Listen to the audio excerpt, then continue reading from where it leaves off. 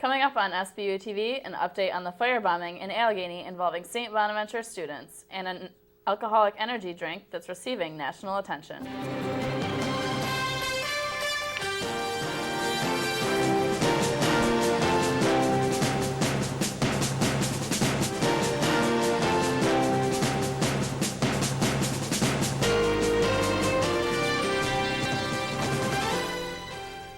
Hello and welcome to Sbu TV. I'm Liz Witter. And I'm Erin, Lowry.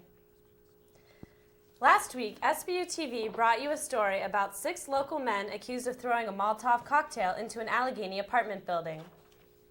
A preliminary felony hearing was held at the Village of Allegheny Municipal Building for a gang of local men who were arrested for 4th-degree arson and 2nd-degree gang assault after an incident at an apartment with St. Bonaventure students the weekend of October 17th. All 6 suspects waived their hearings, and the case will now move to Cattaraugus County Court in Little Valley. 22-year-old Adam Peterson and 22-year-old Donald Fiersdorf were released on bail. The other 4 were sent back to jail. Getting drunk is a common college experience. It's getting easier and more dangerous. Leah Murphy has the story. This college student is legally drunk after only 1 drink, but it's a dangerous one. 4 Loko mixes caffeine with alcohol. It comes in a 24-ounce can with alcohol content at 12%. This combination could hurt, according to St. Bonaventure's health service official, Brandon Coburn. The true danger in it is that caffeine on top of the alcohol is going to mask any symptoms of early drunkenness, if you will, okay? And that's what causes half of the problem. Drinking 1 4 Loko is the equivalent of drinking 5 beers. To see how dangerous 4 Lokos are, we asked 4 college students, 2 females and 2 males, to participate in a test to compare the drink to beer. 1 female and 1 male drank a 4 Loko, and the other female and male drank 5 beers. After they finished drinking, we took the students to the Allegheny Police Department, where Sergeant Chris McGraw used an alka sensor to determine their blood alcohol content. The male who drank the beer had a blood alcohol content of 0.06. The male who drank the 4 Loko also had a blood alcohol content of 0.06. The female who drank the beer had a blood alcohol content of 0.08, the legal driving limit in New York State. And the female who drank the 4 Loko had a blood alcohol content of 0.09, above the legal driving limit. Students are getting annihilated. The results show that just 1 4 Loko can be harmful. So harmful, it is beginning to be banned at colleges and universities across the nation. Could St. Bonaventure be next? But it's something that we as a campus have to start looking at. Is it something that we have to ban? Even with health risks, this hasn't stopped college students from buying 4 Loko. The owner of the Allegheny Beverage and Redemption Center, Tony Burgess, says he sells around 74 Lokos on an average weekend night. For Sbu TV, I'm Leah Murphy. We'll have continuing coverage on the dangers of drinking in weeks to come. If you experience a midday slump, you're not alone. Many people find themselves craving an afternoon pick-me-up. In today's Health Minute, CNN's Andy Rose has some tips to boost your energy in a healthy way. During the workday, do you often feel like your energy is zapped in the middle of the afternoon? Registered dietitian Ellie Krieger, author of the book So Easy, has some healthy options for people who get their snacks from vending machines. A lot of times people reach for sugary foods and things like that to try to boost their energy. That gives you a short-term boost in your blood sugar, but ultimately will lead you to crash. Instead, Krieger suggests reaching for a snack with protein.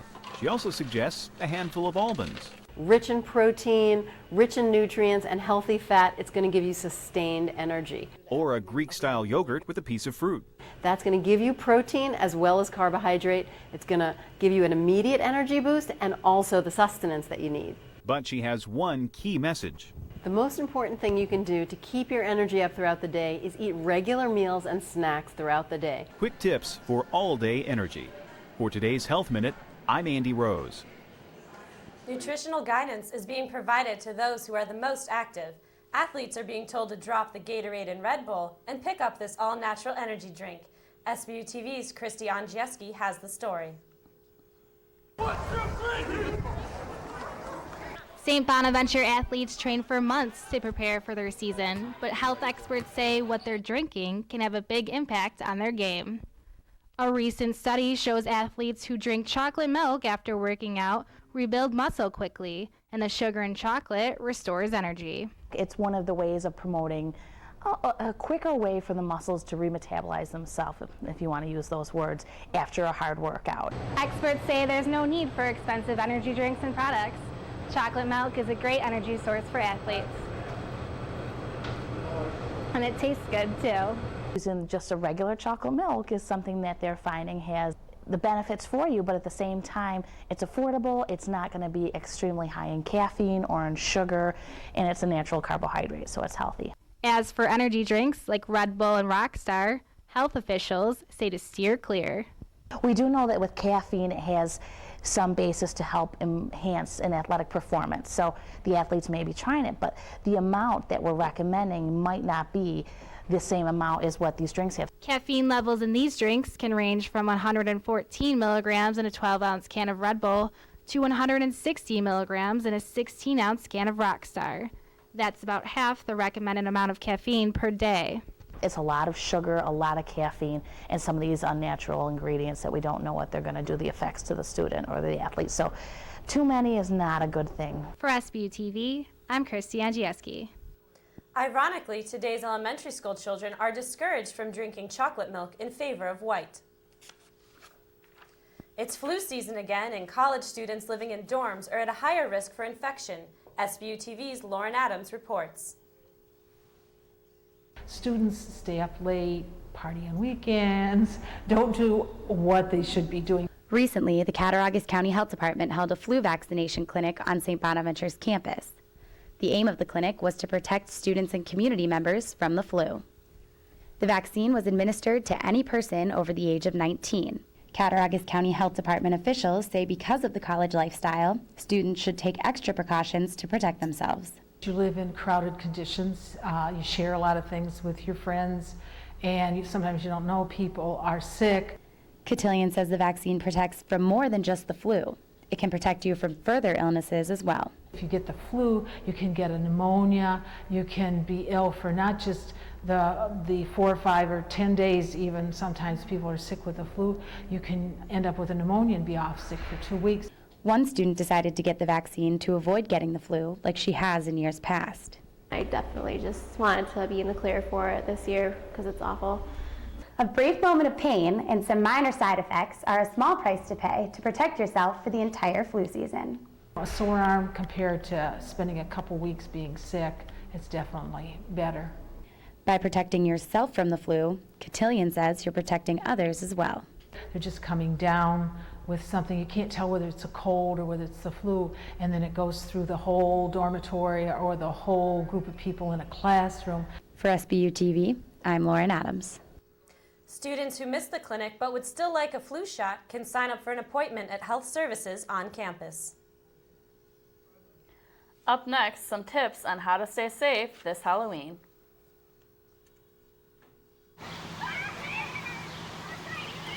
Plastic ones last longer.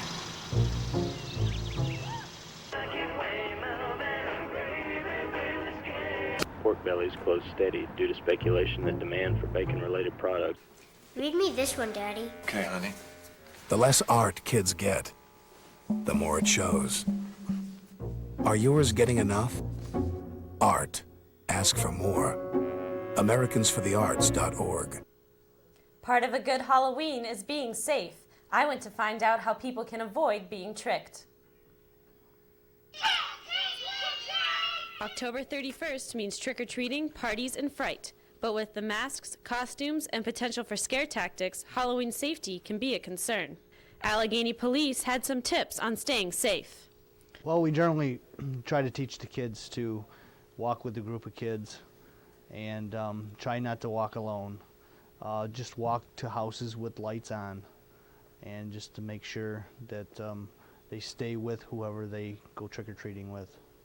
Costumes can cause more problems than being scary. It's not a typical weekend in that people are going to be dressed up. People are not going to be recognizing who's who, possibly. One big safety concern with Halloween are masks. Make sure you know who you are around by asking people with masks to show you their face. Don't go out by yourself. Make sure you recognize if you think you're in a troublesome situation, call 911, call security. Halloween decorations can also cause fire safety issues. Interior room decorations with the spider webs and the obstructions to egress, getting out of the building if you need to. Even in the spirit of Halloween, older kids should keep one thing in mind. Just try not to scare the little kids because they're out having a good time. For Sbu TV, I'm Erin Lowry. Both police and security will increase the amount of officers on duty during Halloween. Costumes aren't the only scary thing about Halloween. The sweet treats kids get trick-or-treating could be housing a hidden danger. Allegheny police have held candy checks on Halloween for more than 15 years. They look for wrappers that are ripped or pieces of candy that look suspicious. They say those warning signs could mean there are things like needles, razor blades, or poison in the candy, but it's not a normal thing that we're finding all the time.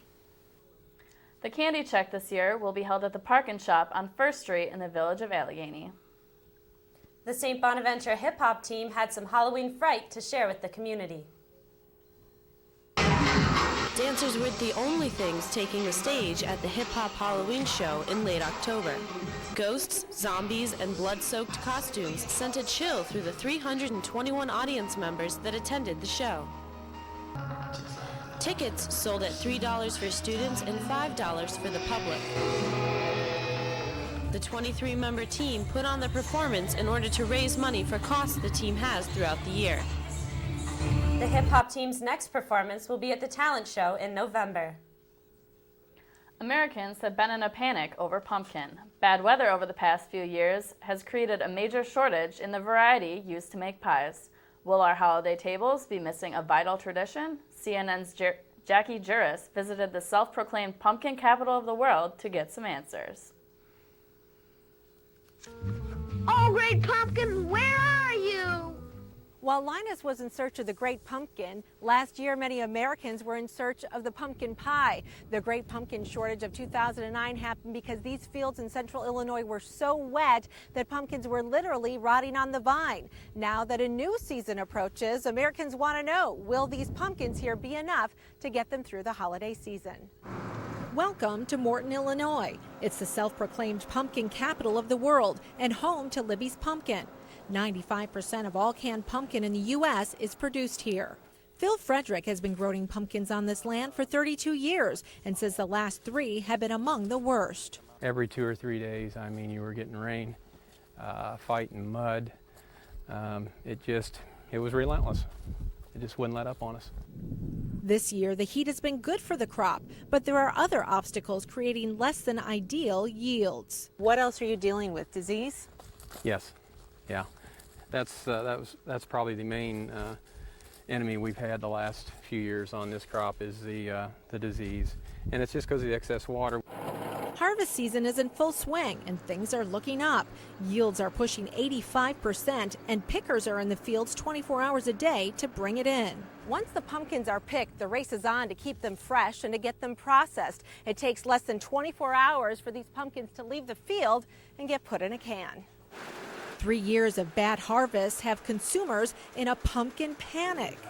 Yes, there actually were 6 cans left. Evan Lundee is the brand manager for Libby's and says those 6 cans were all that was left just before Thanksgiving of '09. This has created pumpkin hoarders who snatch up the product in bunches and are selling it for major markups on eBay.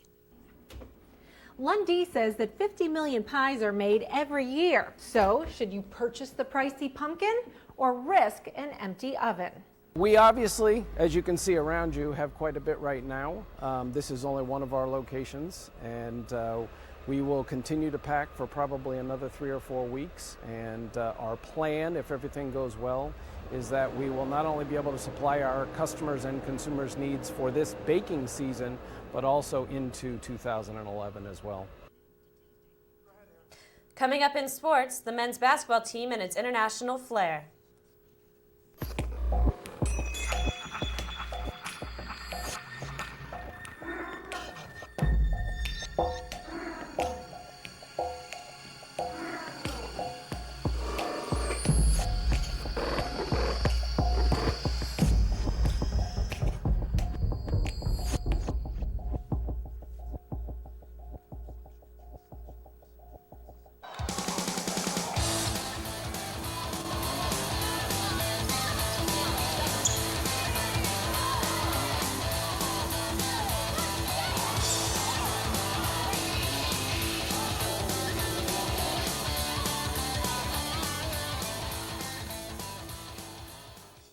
The St. Bonaventure men's basketball team is mere weeks away from opening its season. Although head coach Mark Schmidt enters the campaign with only a pair of freshmen, both players bring international experience to an already diverse Bonnies roster.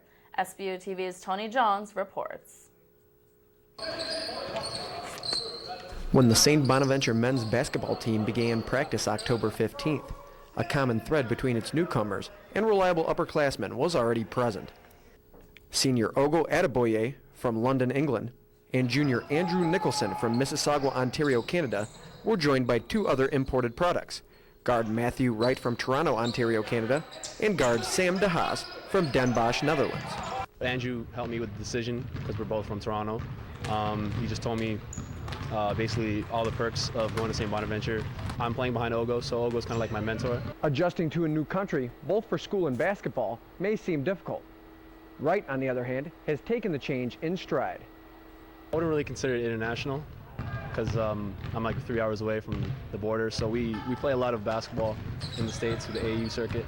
So in terms of game style, it's relatively the same. Head coach Mark Schmidt, with a limited number of scholarship players at his disposal, will rely heavily on all of his roster, the freshmen included.